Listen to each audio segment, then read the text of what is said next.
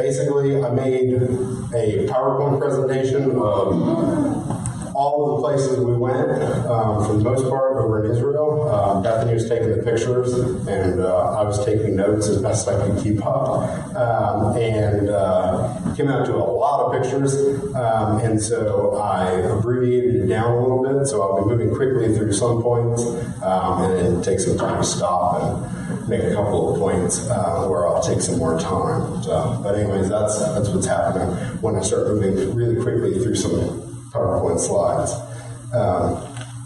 All right, so first day, we fly into Tel Aviv, and we spend the night on the Mediterranean. So I'll be giving you some map pointers along the way.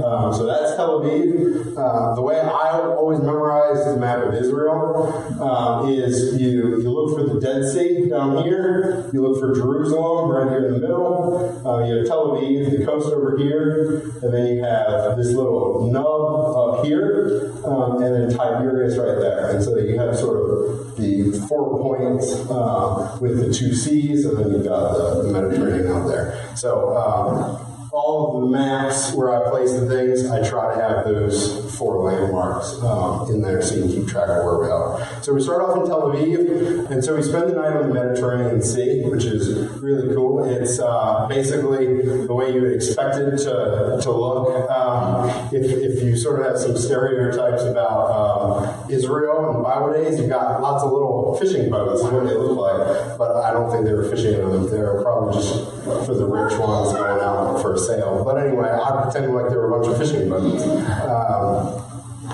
So we'll get back to that later. You can't see them, but there are a bunch of little white fishing boats right along the line. So my main 2 points of today's presentation is that basically one location has many events that happen there. And that really struck me as interesting. For whatever reason, I just always pictured in the Bible that this was happening at this location. I never thought about, well, later in the New Testament, something else would happen in that same location. Sometimes the names had changed. And also, perspective will influence your interpretation. Once you're over there and you see what they were seeing, and you have a general idea of the geography, it will influence your interpretation of the Bible as well. They should. So those are the 2 main points you can be looking out for as I overview. So this is Joppa, day 2. We wake up and basically start the tour. And we start by going to Joppa, now called Joppa. And although those look like first century times, if you've ever watched like Jesus movies and whatnot, those are separated afterwards. But this already starts off by making the point that I was just were brought in by Solomon to build his temple. So this was the port that he used. They actually floated the cedars of Lebanon on the sea and brought them in right here. This is also where Simon the Tanner in the New Testament lived, and this is also a place where we see Simon Peter. So they showed us this place where you could squeeze through the houses and see what the Mediterranean Sea looked like. And so we know from the Bible that Peter was on a rooftop when he went to sleep, and he had this vision where God tells him that they can eat the unclean animals. And there's a particular interpretation, which I never really took seriously, which was the fact that when the Bible says that God lowered down unclean animals in a sheet, that those would have probably been the sails of the sailboats. But once you're over there and you're seeing, okay, this would be about the location and the view that Peter had from where he was having this vision, and it talks about sheets, and sheets were, the way the language worked, they used that term sheet for the sail. And they would actually pick up the fish and swing it over onto dry land using the way their boats were constructed, right? They have those large boards to hold the sail up. Well, they use the same thing to pick up all the fish, swing it over, and put it on dry land. So it actually makes sense. Something that seemed odd, why God would deliver a bunch of unclean animals in a sheet, suddenly it makes a lot of sense when you're over there, standing there, and you have the same perspective that Peter had. And so now it seems like a lot more plausible of an interpretation that I just simply wouldn't have taken seriously until I was over there. So from there we went up to Caesarea Maritima, not to be confused with the other Caesareas. It's obviously the Maritima one because it's on the water. And so that might seem like a long time. Israel is a very small country, but it's not nice to call people small. So I call them, they're space efficient, but they're not that much bigger than Virginia. We clearly have way more land when you talk about area. But so we're going all over Israel the whole time, but they're not really that far apart. So this is where we are, this is Caesarea Maritima. So this is where we have an amphitheater, and this is partially original. Some of the seats in there and some of the tiles are original. You guys can't see it back here. You're going to get a lot better pictures. If these look bad, it's not Bethany's fault. If you look back there, you'll see a lot better pictures.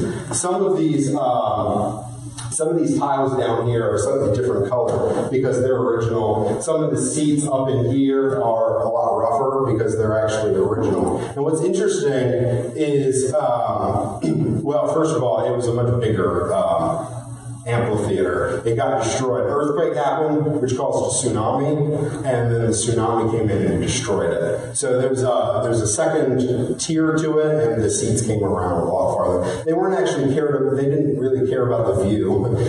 The view there is really pretty because you've got the Mediterranean Sea, but they didn't really care about that. It would have a big backdrop to it. Yeah.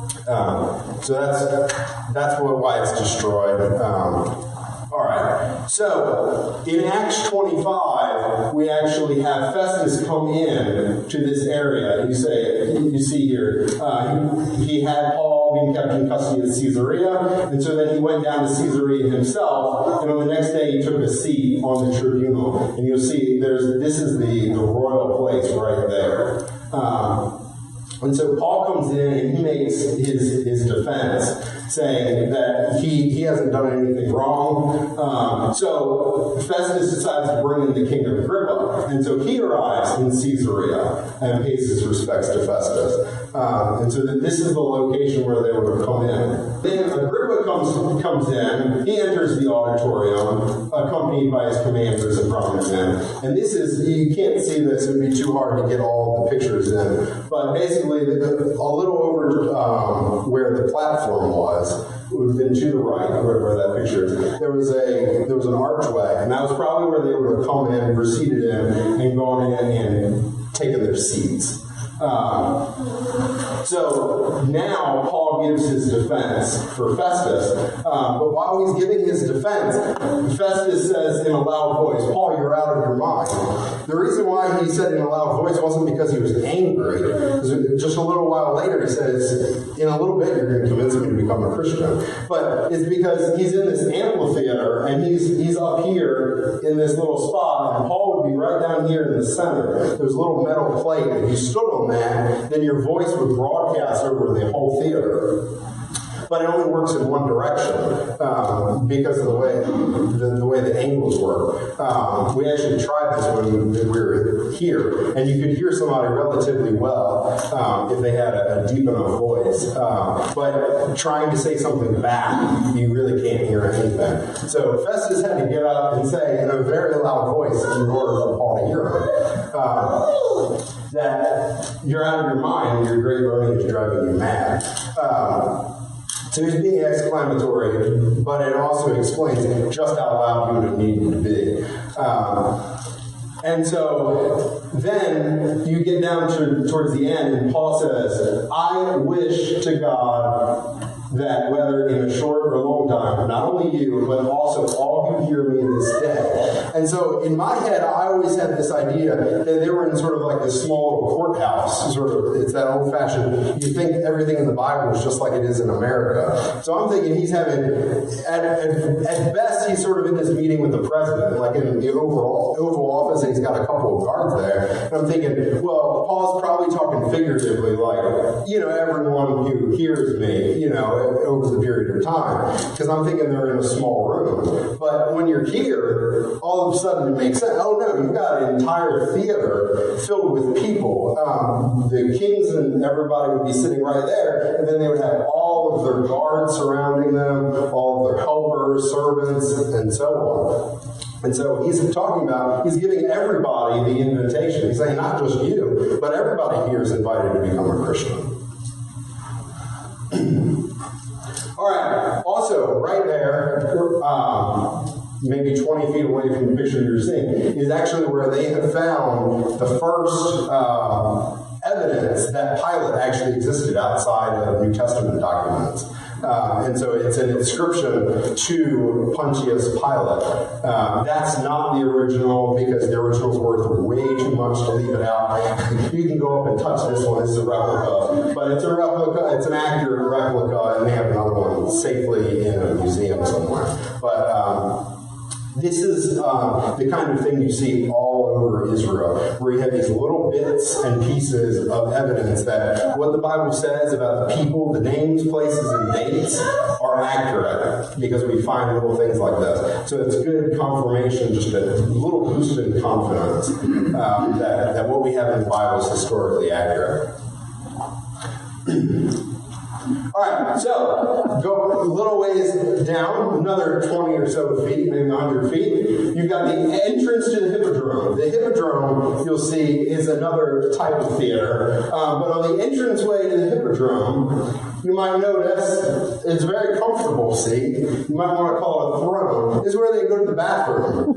And there's a long row of these guys, and they all go into the bathroom, and there's another on the other side. There's the same. So you can have your Republicans and your Democrats on either side, and they can shout at each other while they relieve themselves. But in my thought, I was thinking, but it might not be the worst idea in the world. You save time, and, you might be a little bit more relaxed. So let's take a look at the Hippodrome on the inside. Hippodrome is a horse racing. If you guys have ever seen Ben-Hur, that took place in a Hippodrome. There's another one, because this one was destroyed. Same deal. Over here would have been more seats, but it was also destroyed. So you have a nice, pretty view again. But this was an older Hippodrome. It was later rebuilt a few miles away, and that's what's replicated in Ben-Hur. But that's what they did in the Hippodrome. Moving along. All right, so we go from there up to Mount Carmel, right? And you still have your main landmarks. We started in Tel Aviv. We've now made our way up to this little hip here. And you've got Tiberias over here, the Red Sea down here, Jerusalem right there. So Mount Carmel, everybody knows what happened there. We're just going to move very quickly through that. Next slide. We have a wonderful sculpture of Elijah. I almost forgot his name. That would have been terrible. But if you don't look closely enough, there's a couple people that were looking at it, and then they didn't realize it. And then when they realize it, they go, oh, and this is this little bit right here. I zoomed in for you.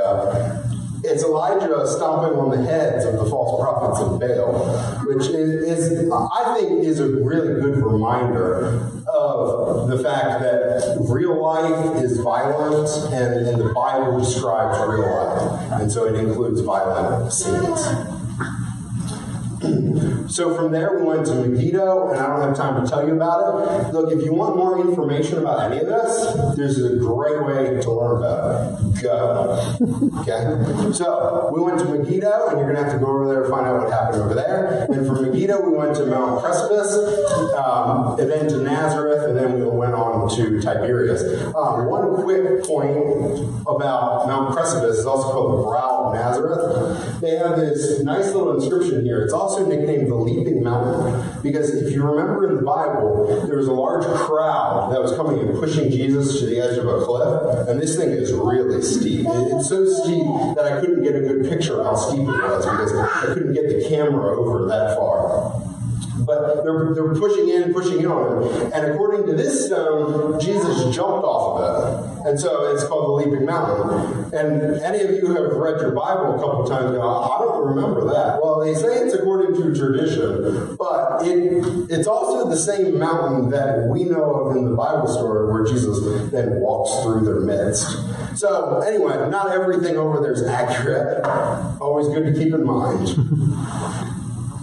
All right, so a bunch of more stops later, we make it to the Mount of Beatitudes. And this is really interesting because of what Matthew has to say and what Luke has to say. So Matthew says, seeing the crowds, he went up on the mountain. And next.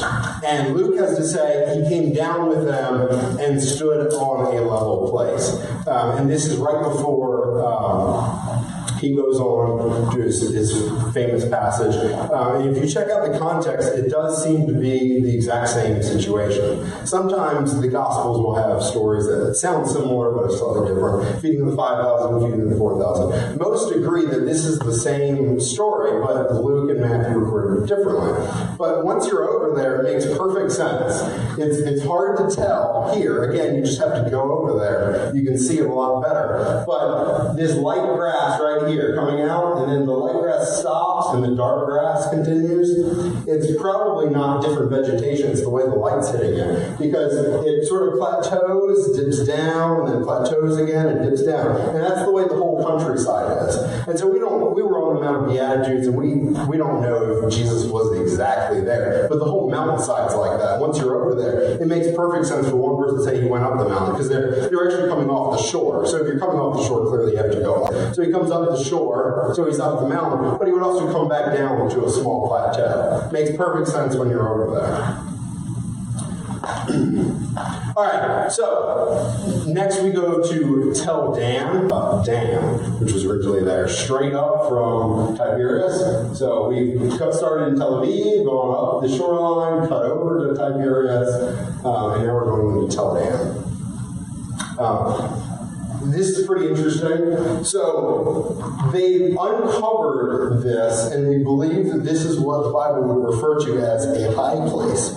It would be whether it was for Israel or whether an altar was for pagans. And you have to go over there and find out what the difference is. But they believe this would be a pagan place of worship called a high place. And so it says, he defiled the high places where he burned incense right down the high places of the gates.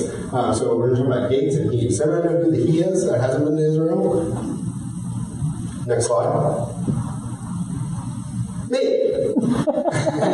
The he that they're talking about, they actually don't have the word Hezekiah on that sign, but in context it's Hezekiah instead elsewhere. So that's me breaking down the high places. It's a great visual for you guys next time you read that verse. But next slide. But it says the high places of the gates, and when you're over there and you see it, it makes perfect sense. You've got a gate right there, and then you have a high place right there. Apparently, they would set up their altars right outside the gate. Now, this is not the location that Hezekiah actually tore down. This is one that they've uncovered, but we don't actually know who it was that messed with that particular altar. This is just an example of what cities back then looked like, and it makes perfect sense with what we see in the Bible. So next. So there's the gate, just more clearly, and you can see you can walk in, and there's a large area. Next slide. So there's a large number of people here, and this is all inside the gate, and there's quite a bit of space in there. So next slide.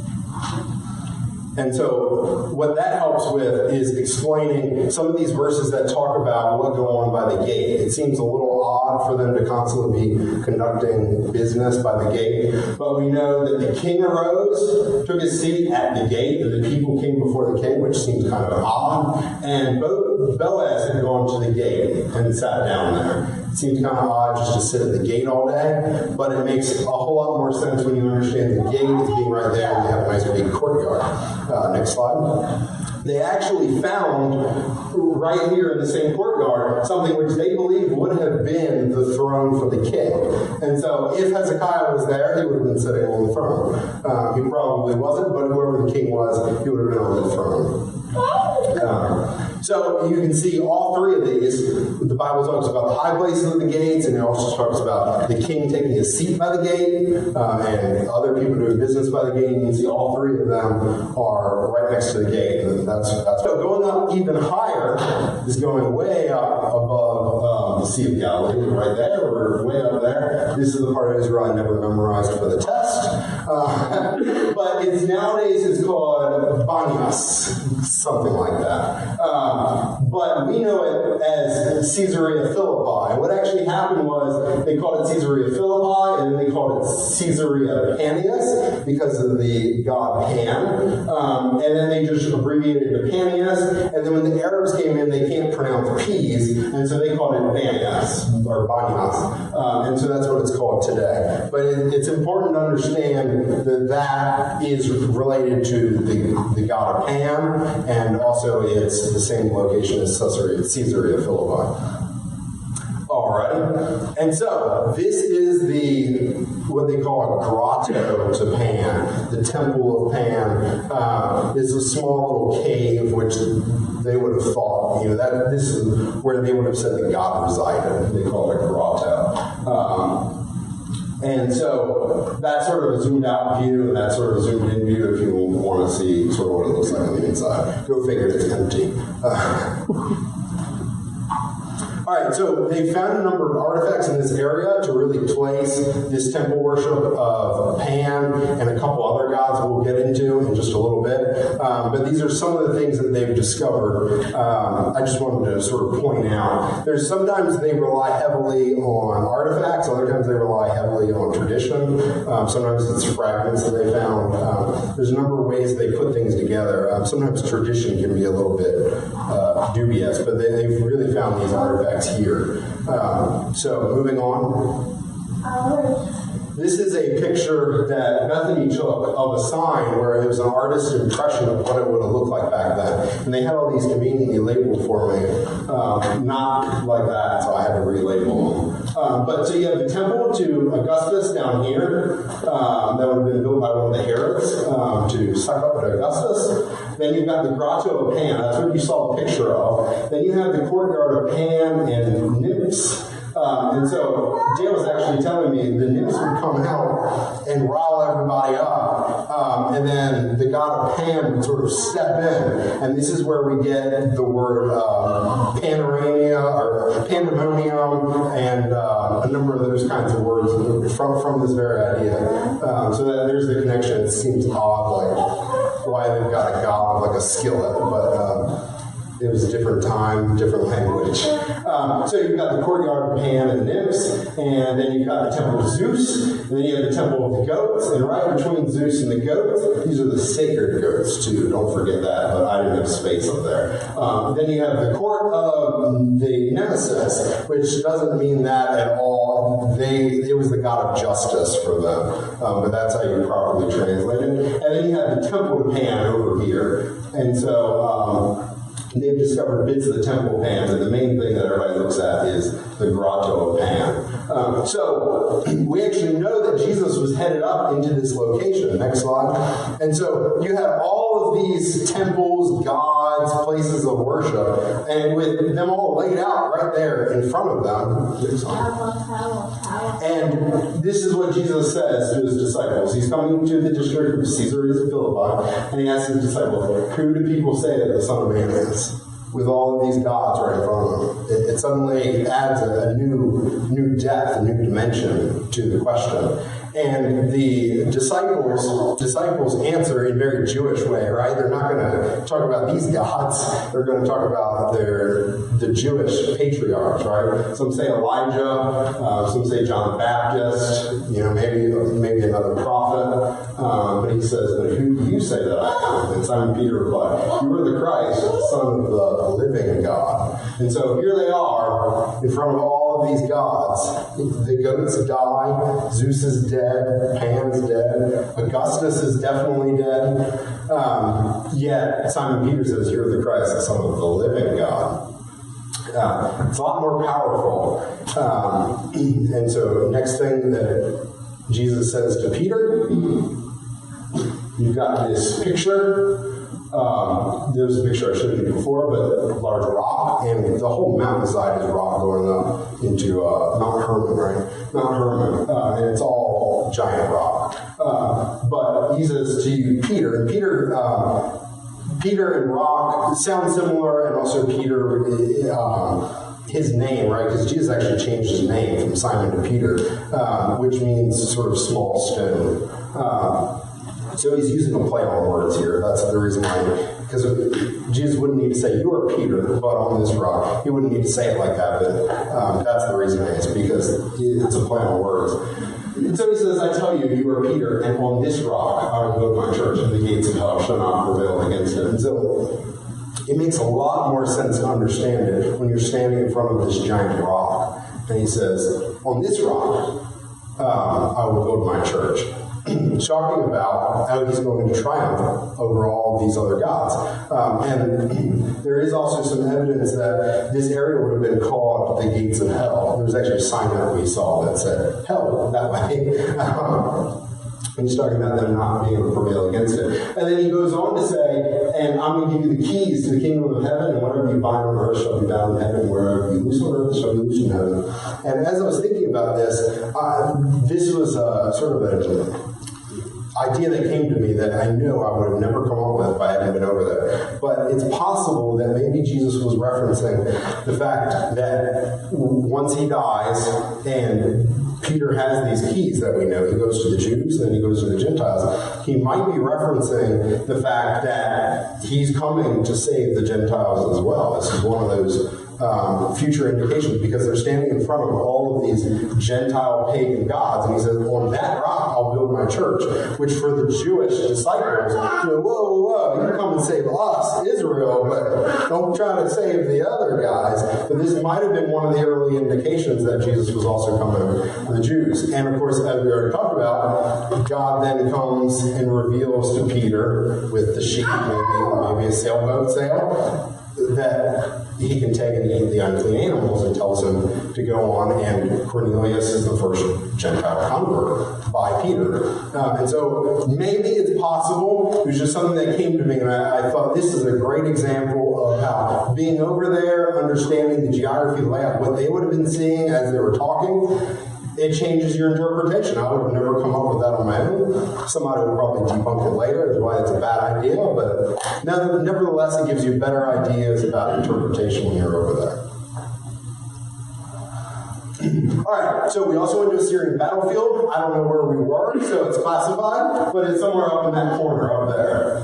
But as far as you're concerned, it was classified. Next, then we went to Mount Arbel. Next. You can see it is right next to the sea. We went on top of it a couple of days ago. I had to skip over those for the sake of time. Later, we're on the bottom. We are here. And the interesting thing is, next, there's a path that runs right along there, right where the bathroom door sign was. There's that path that runs right between the two mountains. And it's actually, originally I was thinking it was kind of iffy, but later I discovered, Dale was telling me that we have enough evidence that Jesus definitely walked on that path, which is nifty. Obviously it wasn't the same dirt or anything, but he definitely did walk through there, which is interesting, because, when you go over there, you get sort of the general idea, like I was talking about with the Mount of Beatitudes. You're kind of in the general area, but you don't know exactly where Jesus was. This is one of the examples where he was coming through here, so he would have walked on a path somewhat similar to that one. All right, so after that, we're up here. So Mount Arbel is somewhere right in there, and so now we're going around the Sea of Galilee. This is the church of the Primacy of St. Peter. Next. This is something that I was very confused about, so I want to clarify for you guys. So, the Church of the Primacy of St. Peter is on top of a rock, okay? Next slide. They make a big deal out of this rock, right inside, right where where I'm standing, right where you expect the pastor to get up. There's the giant rock you could see coming out of the back of the church on the last slide. Well, it's coming up through the floor. They make a big deal out of this rock. Because, right, Peter is the rock. But that conversation happened in Caesarea Philippi, right? We already talked about that. The conversation that happened here is a little bit different. Next slide.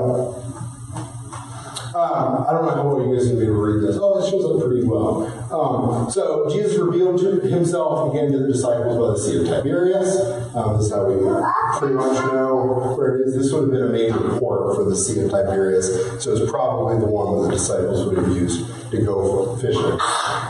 So Simon Peter heard that it was the Lord, threw himself into the sea, and Jesus said to Simon Peter, Simon, son of John, do you love me more than these? And he said to him, Lord, you know everything. You know that I love you. And Jesus said to him, feed my sheep.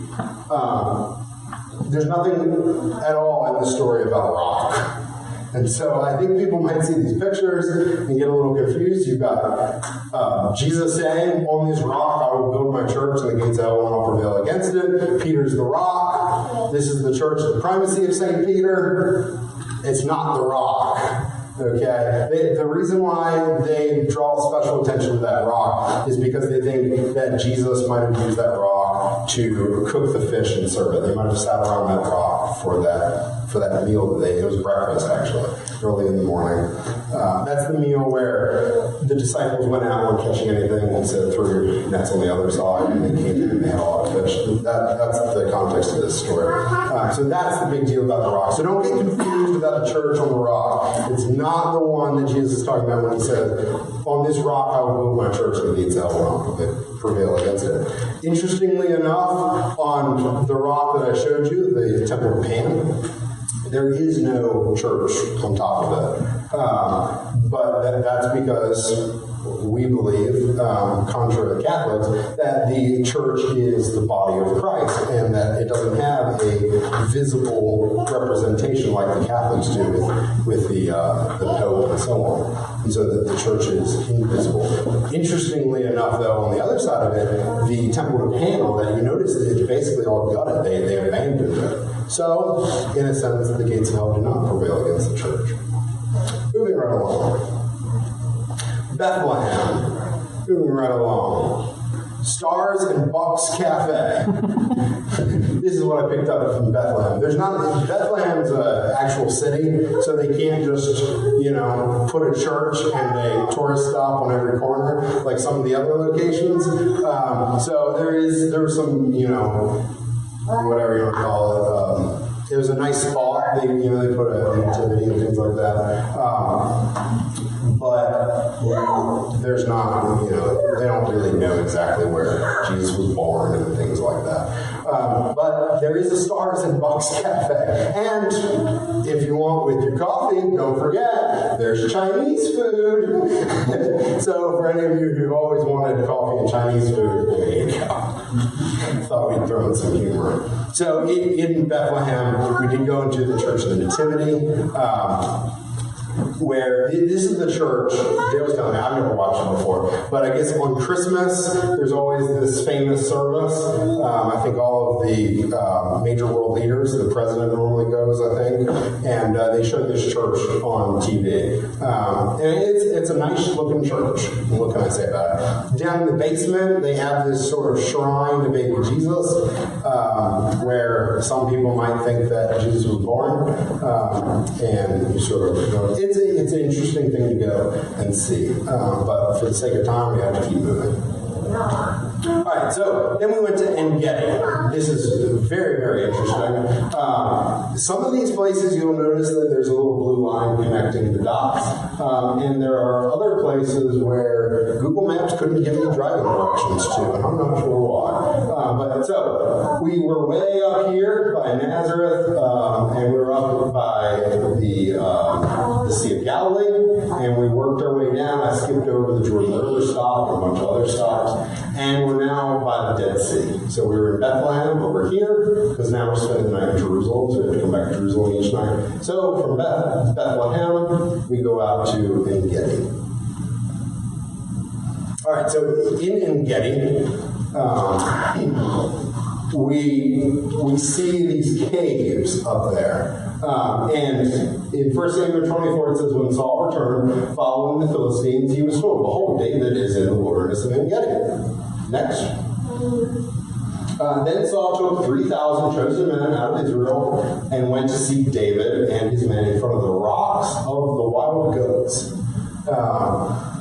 So it seems odd. I would have never understood what it meant. It just sort of kept reading. But over there's a whole bunch of those little goats. Then it says, there was a cave, and Saul went in to relieve himself, and David arose, suddenly cut off the corner of Saul's robe. We don't know which cave it was, but it was probably not one of those caves. It was probably some cave in that general area, but that's what it would have looked like. You also see little lines. You can kind of see them slightly depending on how close you are. The dirt would have been up about that height. And so David would have hid in these caves, and there's a stream directly under it. You can't see it. You can't fit it all into one picture. But that would have provided David and his army some water. So it was a good place to hide, but also that stream has eroded the dirt, so that's why it would be very difficult to get into the cave nowadays. But this sort of provides a backdrop for what was going on with that very famous scene where David cuts off the robe of King Saul. But those little goats are kind of interesting. I didn't really make much of them until I was reading the Bible verse. I was like, oh. And then I went ahead and looked it up, and those goats, as far as they can tell, do track back all the way to biblical times. That was probably the wild goats they were talking about.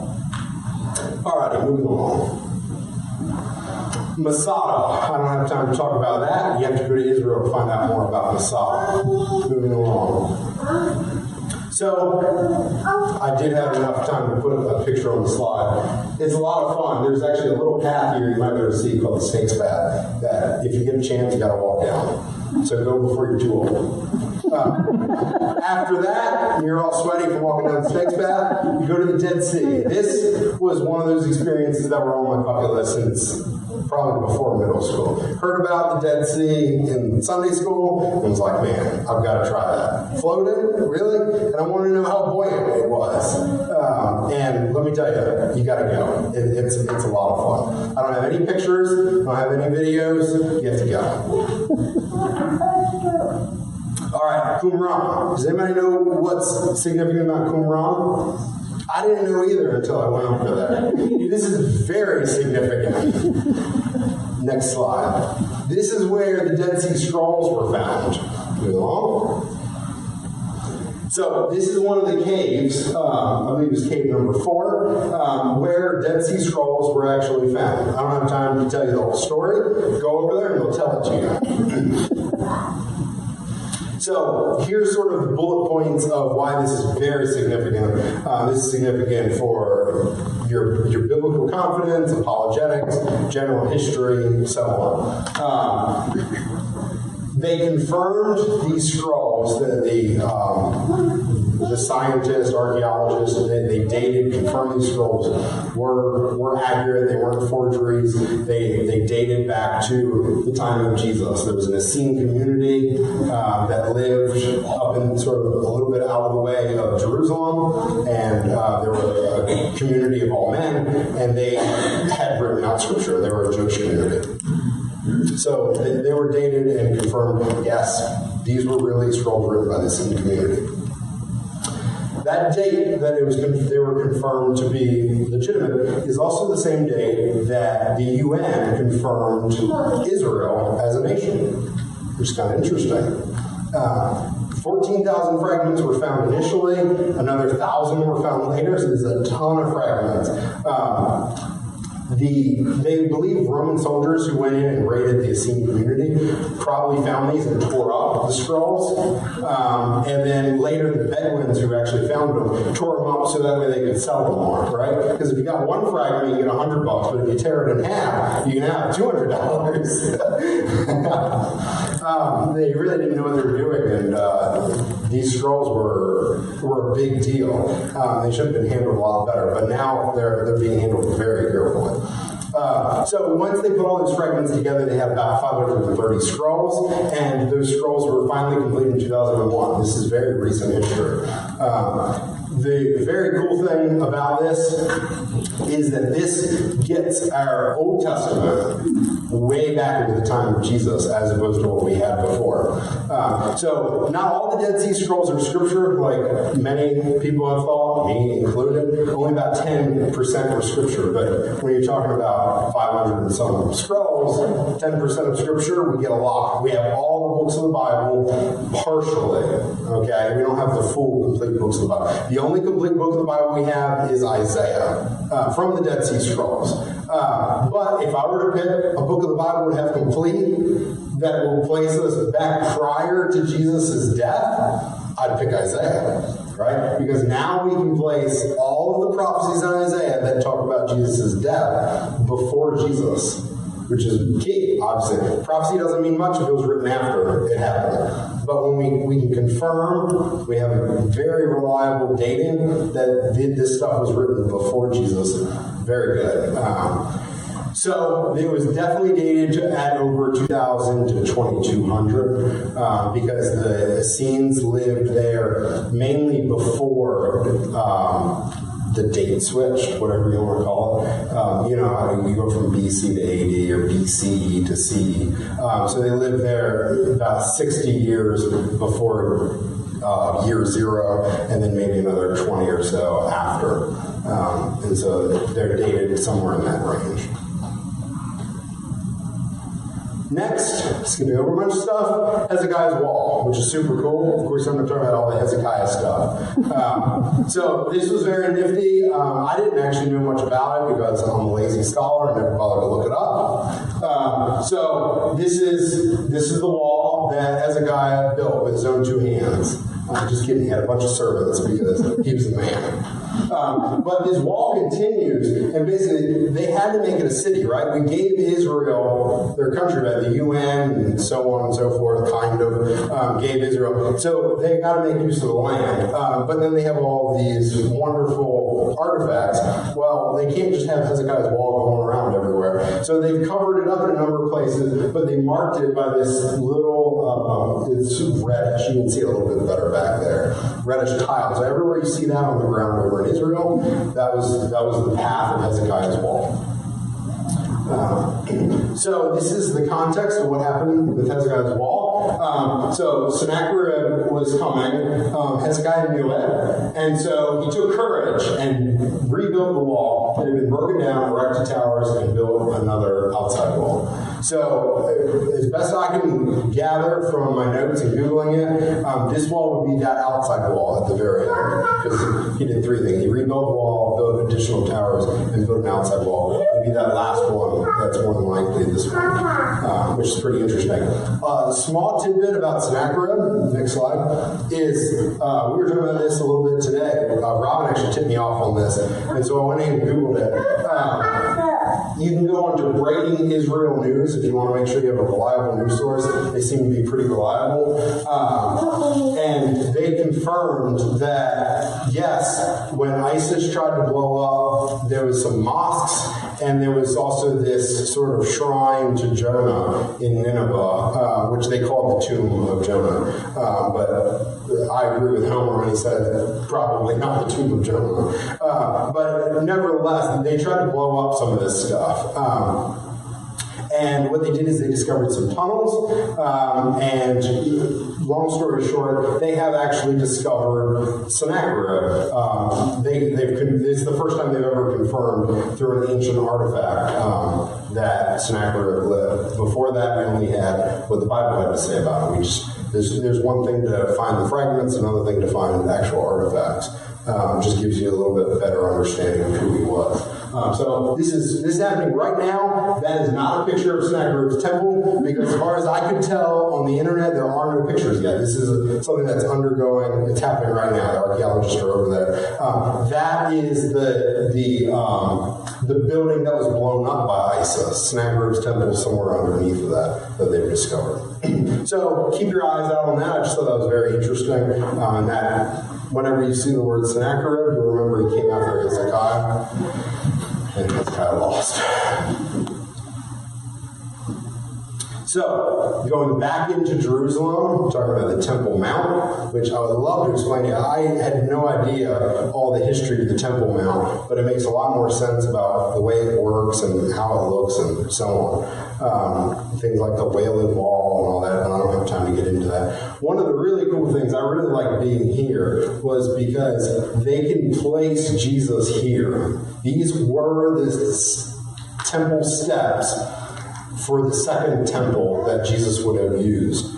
And there were only one set of steps, so they know Jesus had to walk on them. So we know Jesus went to the temple, we know he had to use these steps, which is really cool. These are real steps too. This isn't a whatever. It's not like the steps Jesus used was 10 feet down. Those are the actual steps. They've had to do some minor repairs, but for the most part, those are the actual steps Jesus was using and walking on, which is very cool because Jerusalem has been destroyed, rebuilt. So it's not that surprising that we can't quite place things. We haven't found original, whatever. It's because it's been covered up and destroyed so many times. But this is one of the places. I thought that was very nifty. All right, King Hezekiah's seal. I had to talk about this. I knew a little bit about it. I heard about it when it first came out. Didn't know very much about it, though. They actually had it over there. And so on the seal says Hezekiah. I believe that says Hezekiah. I believe that says Ahaz. And I think that says King of Judah. That right there is not a bug like I thought it was. It's a two-winged sun. But this is his actual seal. This is his private seal that he would have actually used. It's the first private seal that they've ever discovered of any king, which is pretty cool. At first I thought it was like maybe a coin that was used, they put the king's name on coins and things like that, but then no, this is his actual seal that he would have used to stamp wax for his official seal of approval. Some other things, these are some pictures. Just to verify I saw the real thing, I took that picture right there. Basically, they have this one right here.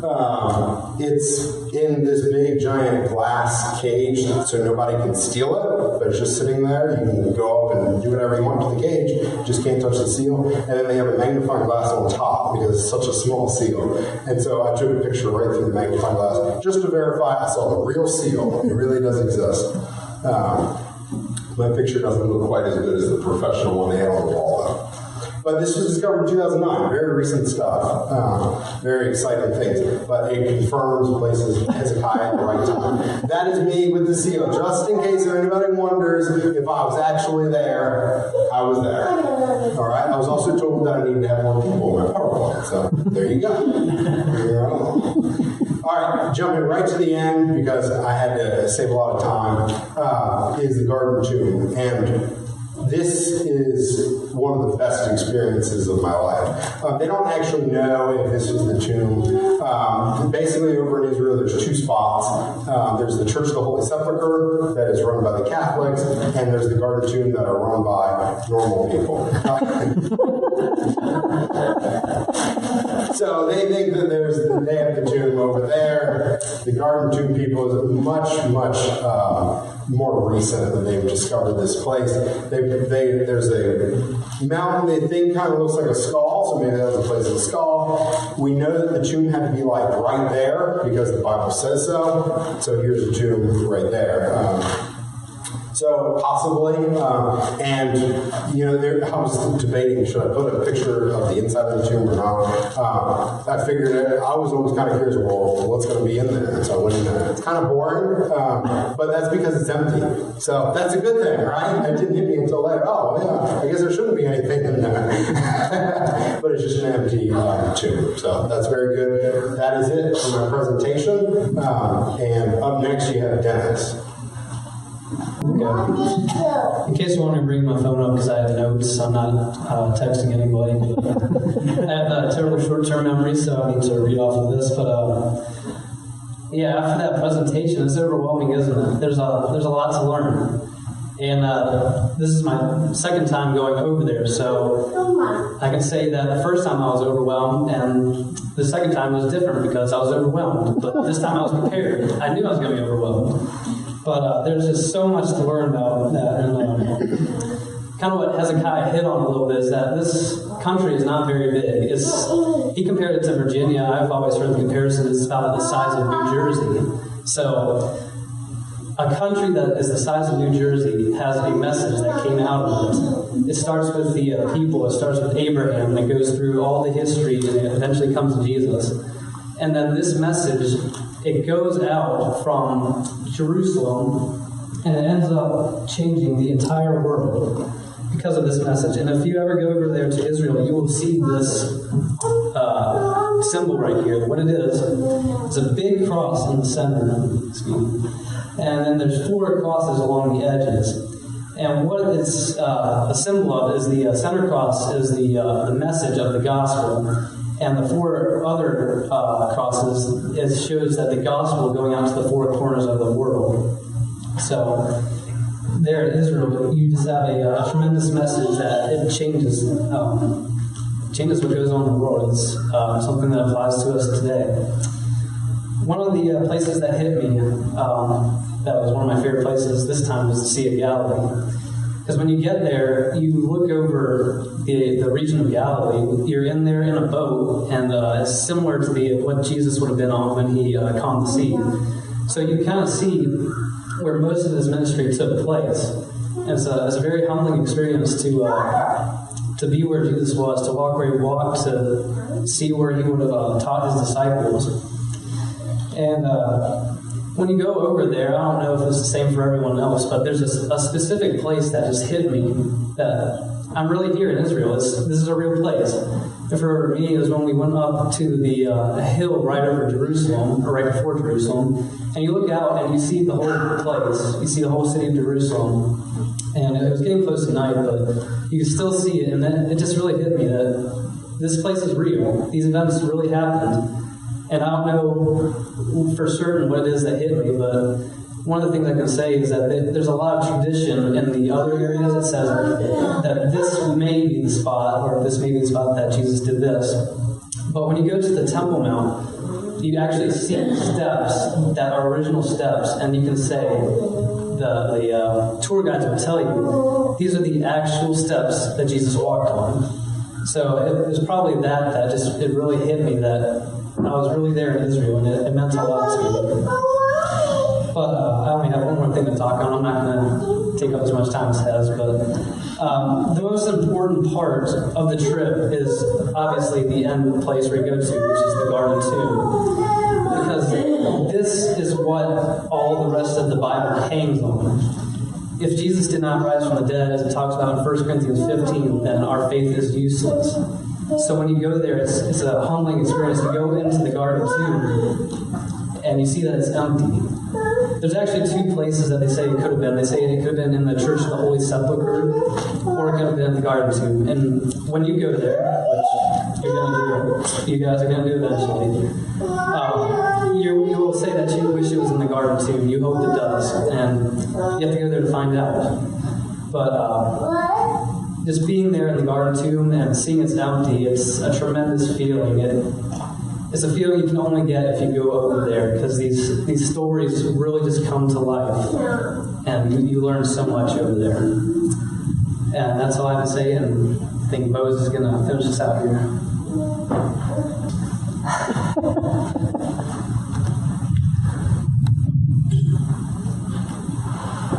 Wow, how do you follow that? I'll tell you, it was the best experience of my life. I think one of the questions you can ask is, why go? Why would you go there?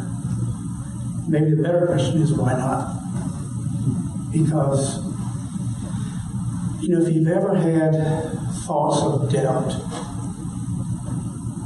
about what the Bible has to say about Jesus, it really settles it when you go there and you see these places. What Dennis was just talking about in Jerusalem. When you're on the Mount of Olives and you look down, you can see almost the whole city from the one side. It's pretty breathtaking. And I was impressed with that and then coming down the path that Jesus would have walked, carrying the cross. And one of the things that was really impressive to me was how close things are. It's not like they traveled for a mile or two or so for all these things to happen. It's really all very, very close together. One of the other things that's happened for me is it actually happened the first Sunday that we were back. Jason was speaking. And I don't remember the sermon. I don't even remember the place. But you can relate to these areas that you saw. And when you speak about it, it really it brings it to life more. You have a better understanding of the geography and things that happened and where they happened. I don't have the memory that these guys do, so I'm not, I can't recall all of it. However, I think he has done a fantastic job tonight. It was almost like being there. It was very, very good. So brought back a lot of memories. For me, it has strengthened my faith, and that was one of the reasons I needed to go. Because sometimes you go through things that kind of shake you. So it was really good for me to have had the opportunity to have this experience at this time in my life. So thank you. I want to talk about Dale just a little bit. Dale and Shirley. Before we went, he had surgery in his back. And I think there was quite a few people that were really questioning whether he was going to be able to go. I was one of them. I think some others called to make sure, Shirley too. And I'll tell you, I learned a lot of things about Dale and Shirley too while we were over there. The determination and excitement was all over them. I just never would have, I don't know that I would have had that courage and that stamina. But to walk up these hills and you look back and he's coming. It was pretty amazing to see. And I was thinking also about how many people from here have ever been there, and I think it's 12 that are here tonight. I think I'm right, from this church. I think there's 12, if I'm not mistaken. Which is, it's pretty good. It's pretty good. It is totally life-changing, and I just appreciate so much the courage that you showed. And it actually gave me courage to go on. So I drew from it. And that's all I have for tonight.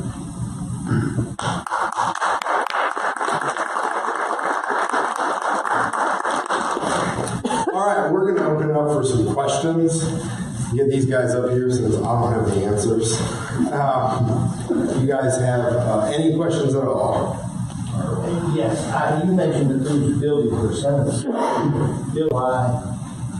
You see pictures of the buildings with flat tops, yet when you read the law of Moses, they were commanded to put a barricade or something around the top of the roofs to keep people from falling off. I think that most of them did have barricades, but yeah, I'm not really sure who built them. I don't know if those were Jewish built or not. I'm not really sure. You guys know? I don't know. Sounds good to me. A Jew or a non-Jew built those buildings. You don't know, do you? Are you referring just to the ones in Joppa? Yeah, because they were the ones with the flat roofs. Yeah. Well, I was going to say, depending where you are in Israel, the architecture is different. Because there's different climates, they're totally different climates, even though it's a small place. See, Grandpa should be up here answering these questions. You're fine. We'll call him. I didn't want to make him stand. Eli has it.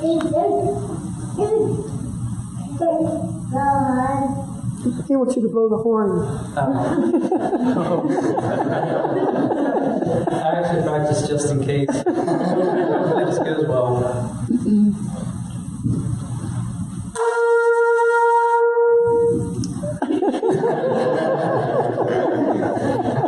Is that good?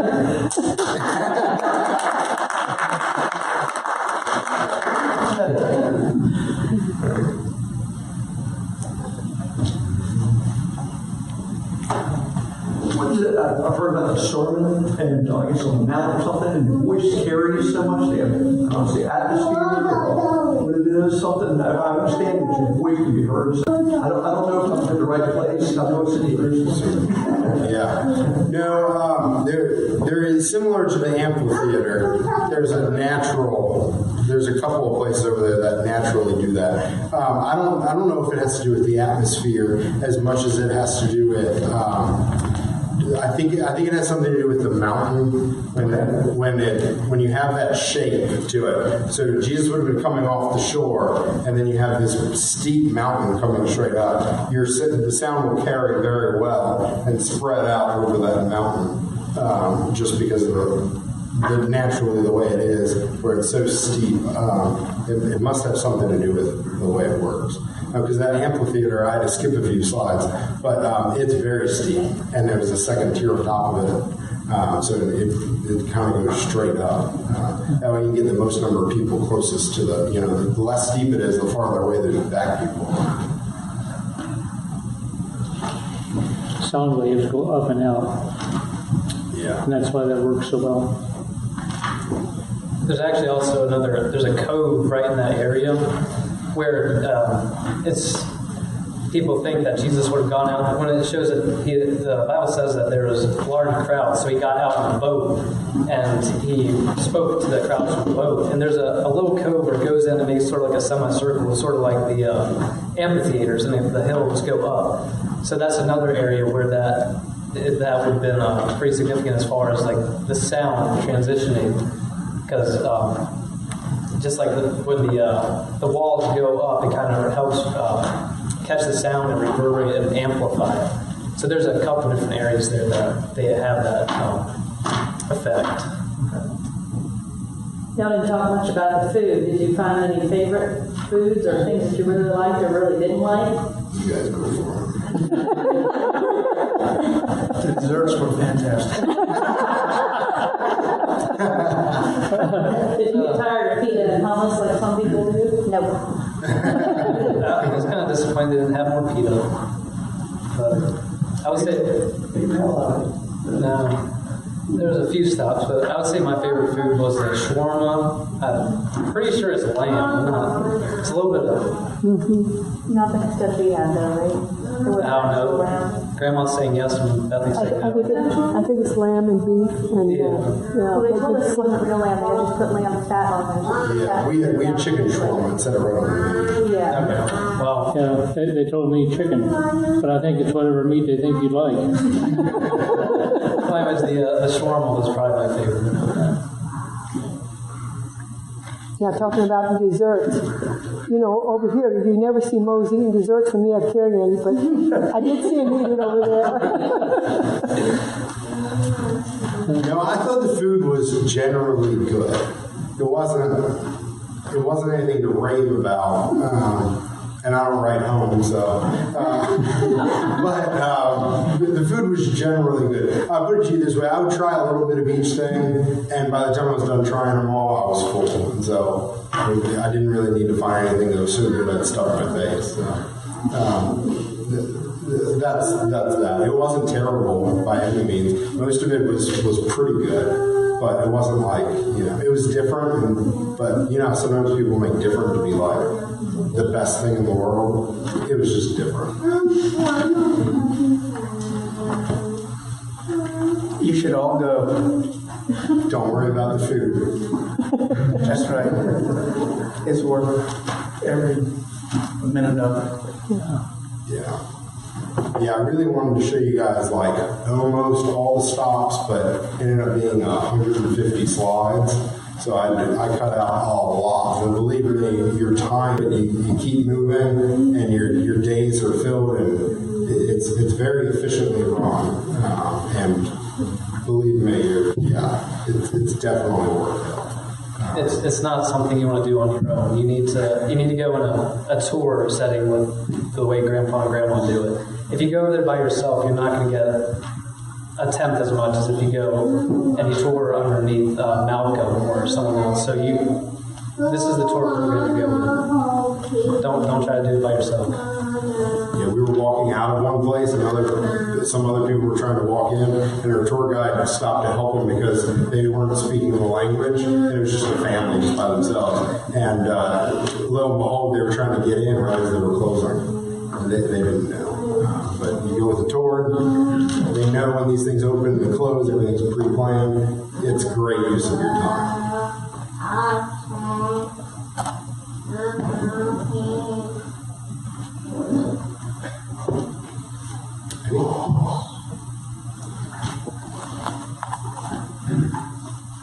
Good job. All righty. Yeah, Dennis covered it all. All right, well, there's some stuff up here. Some of this is Dennis's, some of this is Bethany's. Feel free to come up and take a look at it. You can pick it up, don't put it in your pocket. But feel free to, and